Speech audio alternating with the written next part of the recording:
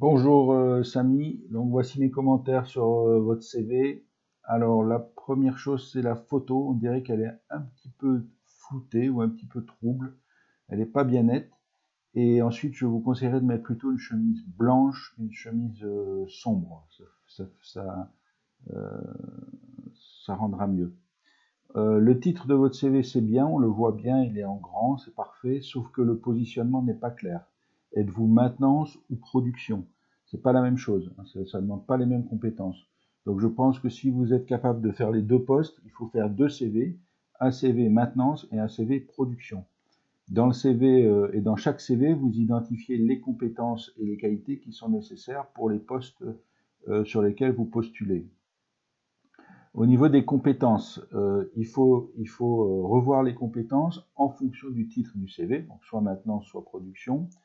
Et ensuite, je pense qu'il faut mettre des compétences un petit peu techniques, parce que la maintenance ou la production, c'est assez large.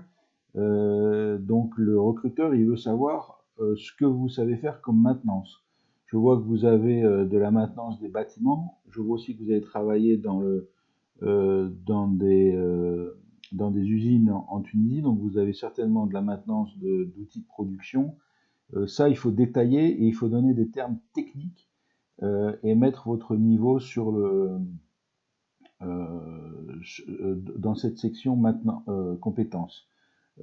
Pour des responsables de maintenance, on cherche des gens techniques qui vont avoir des connaissances bien précises d'un domaine.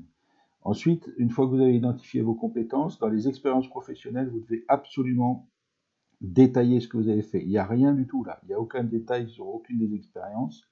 Donc il faut détailler et expliquer dans vos expériences euh, comment vous avez développé vos compétences avec des responsabilités et des résultats derrière.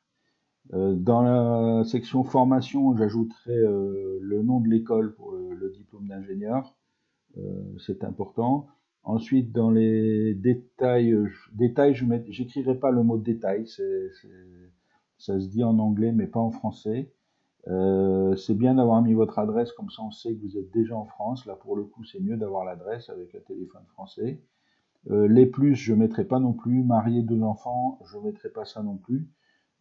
Permis B, je ne le mettrai pas non plus.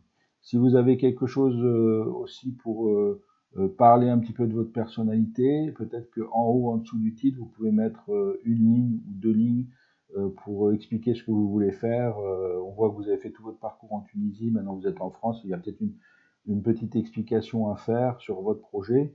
Et si vous avez des loisirs, même un peu particuliers, c'est bien de les mettre là. Ne mettez pas voyage et sport, hein, mais mettez si vous mettez vos loisirs, vous mettez des choses un peu plus spécifiques que ça. Voilà, bah écoutez, faites la mise à jour et puis renvoyez-le moi et bon courage.